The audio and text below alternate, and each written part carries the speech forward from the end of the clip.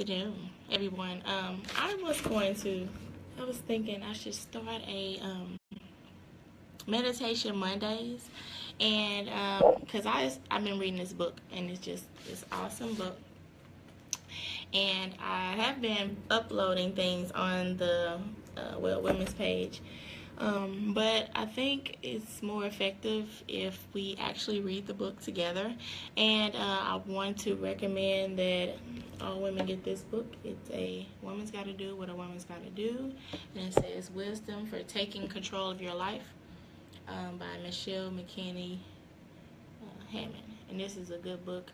I've been using it, and I was sharing it with you guys, but I wanted to start this live video feed, and maybe we can review the book together. So Meditation Mondays, and it says, for every sassy woman in the search of a higher level of living, here's to owning our stuff and doing what's necessary to reach our goals. And I want Meditation Mondays to leave you with purpose, leave you with direction, and leave you with motivation, as well as leave you with something to meditate to.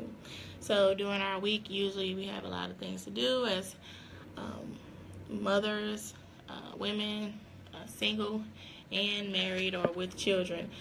We have a lot of things that we have, a lot of hats that we put on, and I have a lot of hats I know that I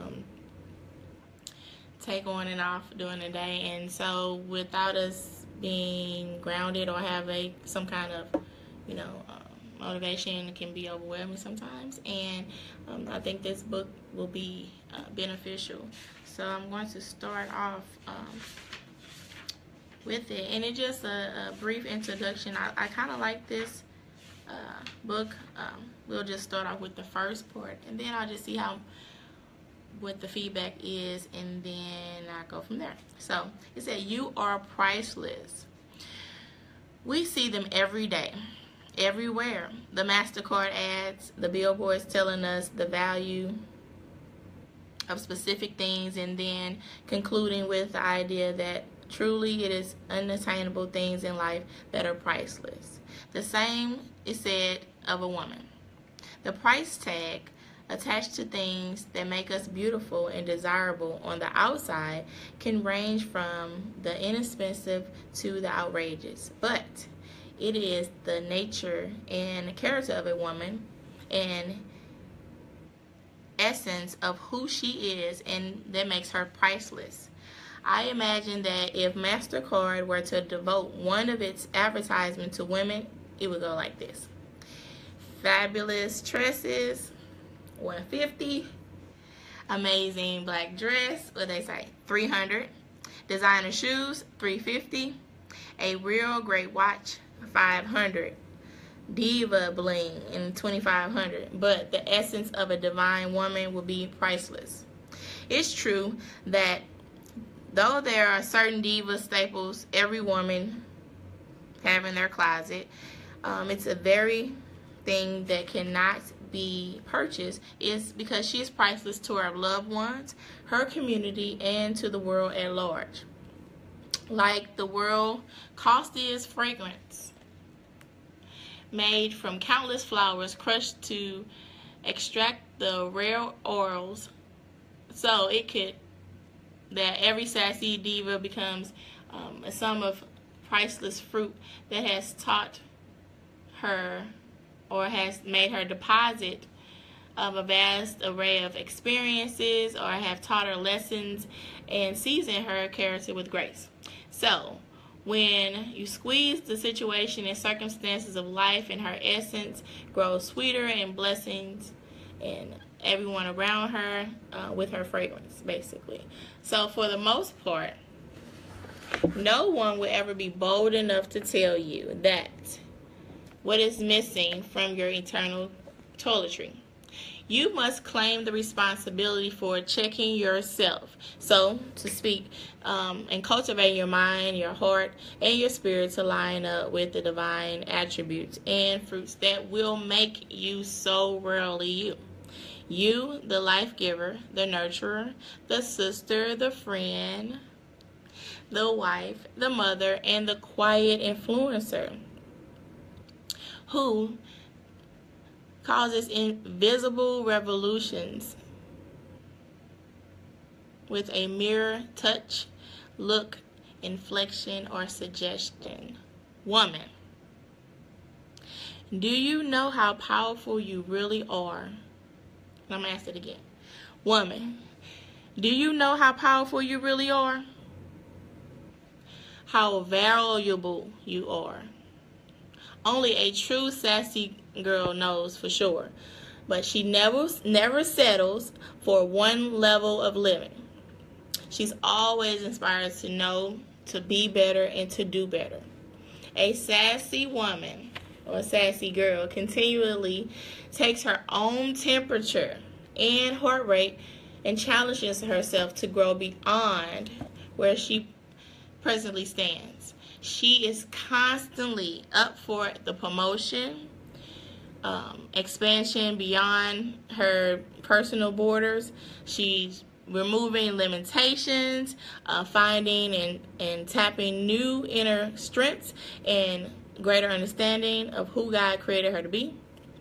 And she provokes her, that provokes her to bear and share the riches and fare with others who she around. So we must find a perfect example of this divine principle within yourself by living out.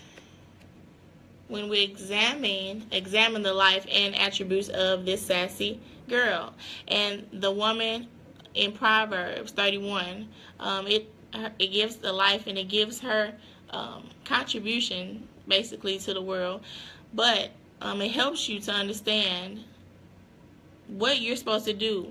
It gives you a kind of a clear cut roadmap so we can follow and find our destination while we rejoice in the Lord and who had created us to be who we are. And it can be a testament to others of his excellence, glory, and the power. So the author said in this book, it says, on that note, I have to ask you, are you up to the challenge? Are you up to the challenge? It said, are you up to the challenge, girl? I'm up for the challenge. Are you ready, willing, able to do the work it takes to go to the next level of partaking in the divine nature of God and manifesting that of only true diva can? Are you willing to check yourself? Are you willing to check yourself? Most people are not. I'm going to ask you again. Are you willing to check yourself? Most people are like, girl, you ain't got to. Are you willing to check yourself? Because that's a very important question. Check yourself and make the necessary changes to perfect the art of being a woman according to God's design. I'm ready. I'm listening. Raise your hand. Give me some hearts.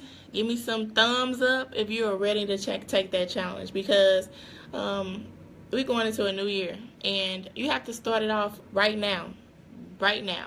And by taking that challenge, it won't be easy. Now, we want to say that, but it's going to be different, and it's going to be something that's going to be beneficial to you and the people around you. So you ready for being sassy, being successful in every aspect of your life? Then get ready. They said pull up your sleeve and let's go. Embrace your season. It says, who can find a virtuous woman? For her price is far above rubies. And it says Proverbs 31:10. So it says, often quoted, not commonly seen, in the search on the virtuous woman, chakma, which is a Hebrew word used to describe a woman of excellence, one who has mastered the art of skillful living. And skillful living, hence, are perfecting the delicate balance of the components of life so that each is performed well. No jack of all trades and master of none stuff going around here. Each area of your life has been approached from a place of discipline and thoughtfulness, considering of timing, logistics, and even consequences for each choice. Faith has been supplemented with virtue because of the knowledge acquired to impact self-control, which ultimately leads to godliness, and also will give great gain, which in return releases you to walk in unconditional love towards all that you encounter. Unconditional love. No conditions, And sometimes it could be a little challenging, but we have to remember we want to do unto others as we want them to do to you. And it doesn't matter if they do something to you. Sometimes people can be a little extra, they can be a little rough, and it's just that you kind of remember that golden rule: do unto others as you want them to do to you. And I know it can be hard, but sometimes I guess you prove that you are ready to be able to ready for the next level. Kind of like grin and bear it. Because most times karma is something that is not to be played with, and most times if they do something to you, you don't have to go into stepping out your character just to prove anything. That's basically normally how I've came into contact with those kind of spirits. I try to just avoid conflict. You might not want to, but then you have to remember it's not worth it. So most times you got more stuff to lose than gain and try to prove a point to somebody. But more than that, the art of skillful. Yes. Okay, so, the art of skillful living has to do with having the understanding of the seasons of your life and the purpose of each season. This is a essential key for the excellence spoken. Bathsheba, and it talks about in the wife of King David of Israel to encourage her son Solomon in what to look for when seeking a wife. So whether you're married or you're single, you must cognize the fact that timing is everything. Although it's aligned equally with attitude. Let's get that. Attitude. Our attitude shapes our words. Attitude shapes our actions. Our attitude shapes our facial expressions. So those actions become habits and they form our character. So our character determines our destiny, and our destiny that can be filled with blessings or curses based on your choices. So if you choose to have a nasty attitude, nasty stuff will probably come around you. So you can keep that nasty attitude and you keep on going, and it's just like a ripple effect. You just be like, I don't know when, and then by the time you snapping, you ain't getting nothing done. So at the end of the day, our Proverbs 31 lady was blessed by her husband and her children, and probably by her co-laborers and her community. She created a legacy that was far-reaching by aligning herself according to God's design and allowing His plan to unfold beautifully in the fabric of her life. The end result was an amazing tapestry that must have made God smile, and which released favor and blessings into her life emotionally, materially, and spiritually. So, most times we try to alter God's plan with our life. We will go and do what we want to do, trying to find a job or whatever, and sometimes you're not being led to do that. I had to learn how to follow my instructions now. A lot of people say, what are you doing? I don't know. My journey is not my own. I'm not in control of my life. I am allowing God to unfold my purpose, what I'm supposed to do. So you have to be able to receive that. Most times that'll be helpful, and so that'll create your atmosphere, your environment, and then maybe your attitude would be a little better because it's something that you're supposed to do instead of something that you're just trying to make yourself do because you think that's what you're supposed to do. Getting our priorities in order, choosing to focus on what is relevant for the hour and season we are in is crucial of having a systematic plan that works for our life. God is a God of order. People are disorganized. It is in that order that excellence is found. He created the seasons to reflect the cycles of our own lives.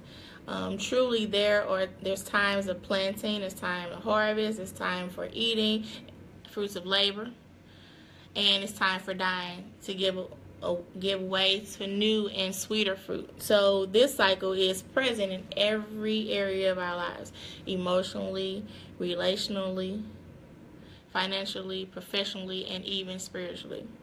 As we embrace our seasons, understanding that our purpose and looking forward to the blessings of the other side of them. So we are able to weather the transitions gracefully and reap the bountiful harvest from each one of the seasons.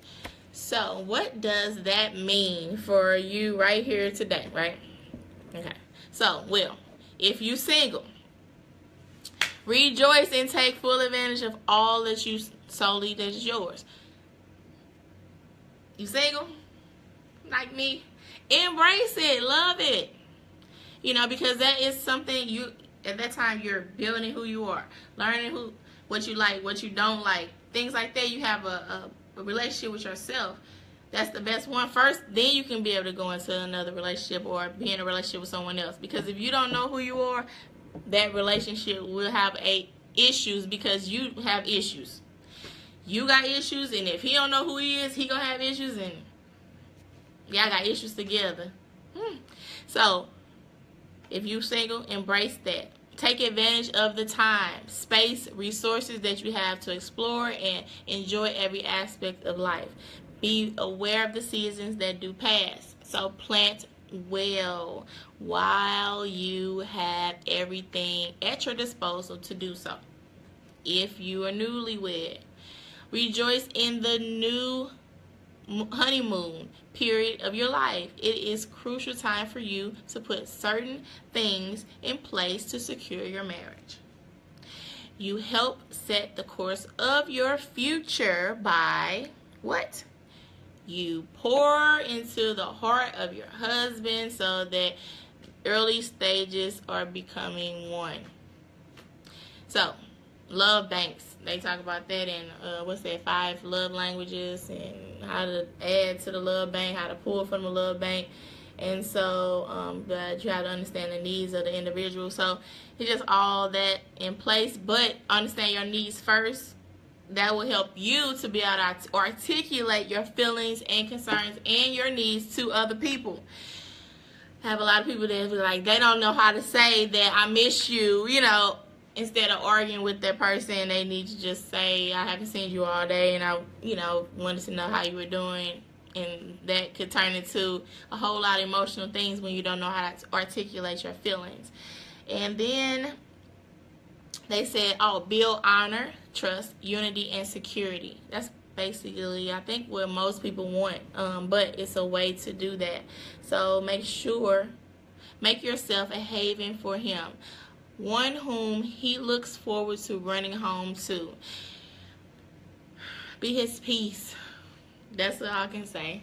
But if you're single, learn how to be your own peace first. And I'm going to leave it right there for a minute. Be your own peace first. If you don't know what peace is, you cannot be nobody else's peace. So create habits now that you will lay the foundation, a solid foundation for your marriage, and stand on it. This is the beginning of the rest of your life. So build your house well. Or you a new mother? Okay, rejoice in this time that it goes by so quickly. Tell me, I have a 21-year-old and an 11-year-old. Time go by so fast. Embrace that season. Talk to your baby. During the time, I recommend parents eye contact at the time where you're changing Pampers. That is like a most critical time. Talk to the baby. Sing ABCs 1, 2, 3. So that I'm talking about every diaper change. Interact with the child, so by the time they get older, they'll know that song. They say, "Oh, I know that song." Then you start incorporating them learning letters, and they say, "Oh yeah, that's what that is," and it just all come in place. And then it'll help you when they go to school too, because they already kind of like be ahead of the class, and they kind of already know what's going on because you took that time and embraced that season that you had with that child. Take all the time you need to nurture that new, beautiful life and find your identity in the power of motherhood. Beautiful. It's a beautiful thing. After all, that precious little boy or girl might become a world leader based on your input or in your preparation. And that's a beautiful feeling to have a child that's going to succeed. You know what I'm saying? And me being a teacher, that's why I started teaching, because it was like, okay, well, I've been in different corporations and different jobs. I can't put my hand on someone and help them maybe change their idea about their life, and then maybe they can be successful. I feel good about that. I can see my products come back and say, "Oh, I had to help that," and that feels good. Instead of possibly being with a company, get let go, and then you don't have anything to show for it. So it's just, I think that's a more rewarding thing, but I had to learn what my purpose was. And so then it is awesome task and a privilege to be responsible for a gift that God put in your care. So take that lightly, like you was blessed to have this child, so take that season, and it's nothing more important than to rear that child into the best person they can be. Make mothering one of your priorities, primary priorities. Look forward to seeing your hard work flourish into a full blossom. If you are a wife, beyond your honeymoon years, okay, so you still have to keep up the good work. You made it there, and so now you have to. Yours is a privilege of experiencing many incredible seasons, some warm, some hot, some cold, all of them occasions for greater growth and greater rewards if you weather each season well. The purpose is to always be fruitful no matter what. Continue planting, watering, fertilizing, and harvesting, but also know when to rest and embrace the transition. Keep in mind that the end goal is to bear fruit that remains, that leaves an incredible print of love and godliness in the lives that you touch. Or you're a businesswoman, entrepreneur, that's fine. Plant carefully and prepare to reap what you have sown. Plant carefully and prepare to reap what you have sown. Be a wise steward of your increase.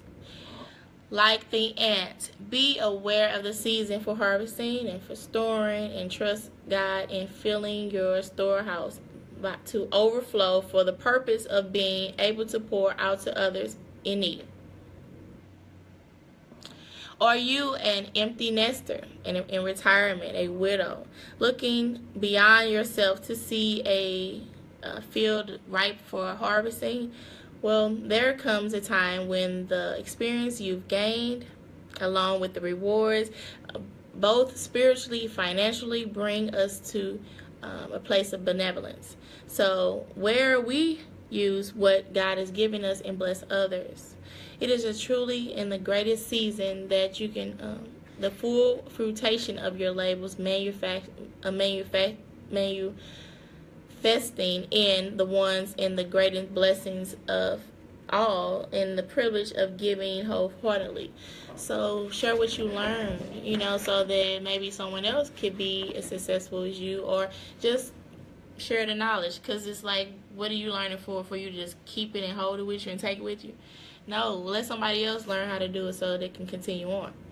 To Everything, there is a season and a purpose. And as we accept the truth and learn to embrace where we are, we grow in grace and of all that we need in the season to walk in excellence. Two impulses that we must resist are to lag behind and to grow impatient with where we are. Only you know which season you're in and what your attitude is towards that season. Begin now to take a stock on where you are, how you view yourself in the light of that knowledge. Then step up to the divalicious challenge of being all that you were created to be, a woman of excellence, thriving in her purpose according to God's divine timing. A good name is more desirable than great riches. To be esteemed is better than silver or gold. And that's Proverbs 22:1. So, are you ready to check yourself? Okay, so to check yourself, I love this book because it has like 5 check yourself questions. Like, okay, you think you're doing something? Well, let's see. Check yourself. Do you walk in excellence? So, what do you do? How do you score yourself on a scale from 1 to 10? You can score yourself at the bottom, with 1 being in great shape in the following areas. So you can be 1 spiritually, 1 emotionally, physically, financially, or relationally. So how do you scale yourself 1 through 10? So 1 through 10, spiritually, emotionally, physically, financially, and relationally. And which areas could you improve in? Okay, because those are the things that we want to know. You have to be honest with yourself too, you know. Also, what are your strengths in these areas? Okay, and then when you identify your strength, then you say, okay, what's my weaknesses? Okay, so then what 3 steps can you take towards improving this area? And that's 3 steps that. So I've looked at it, reviewed it, analyze it, and then I'm going to take a step back and see maybe where I can check my own self, get some feedback from myself, and then I can go forward because I identified the problem. Then you can go into personal thoughts on, you know, why you thought it was, you know, why you were doing what you were doing and what maybe you would do to change, or, you know, are you still working on yourself? You know, and then that was basically part of that. That was the first section of Embrace Yourself. So the next time when I come back, it'll be so what do people say about you? That will make a big difference. So thank you for first camera, but thank you for coming with the Meditation Mondays, Well Women's Organization. I am planning on doing this more, so give me your feedback. Let me know how you like it. Share it with a friend, because we'll be back. So we'll try to do this next Monday, and see you soon. Thank you.